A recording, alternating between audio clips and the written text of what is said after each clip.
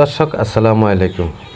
আপনারা জানেন এর আগে আমি আপনাদেরকে তুরাবগঞ্জ বাজারের অনেকগুলা স্মৃতি নিয়ে আপনাদেরকে আমি ভিডিও দিয়েছিলাম। আজকে আমি দেখেন আপনাদেরকে দেখাচ্ছি পোলট্রি মোরগের যে বিক্রি হয়, আসলে এই মুরগের বিক্রি বা কত করে বিক্রি করে এটা জানার জন্য আসলে এই ভিডিওটা করা। আমি যখন জিজ্ঞেস করছি তারা বলতেছে যে 150 টাকা করে পোলট্রি মোরগ বিক্রি করতেছে।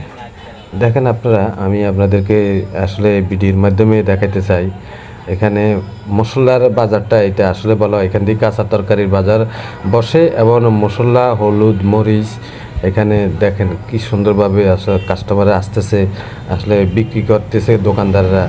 আমি আপনাদেরকে দেখাচ্ছি, দেখলে আপনারা বুঝতে পারবেন।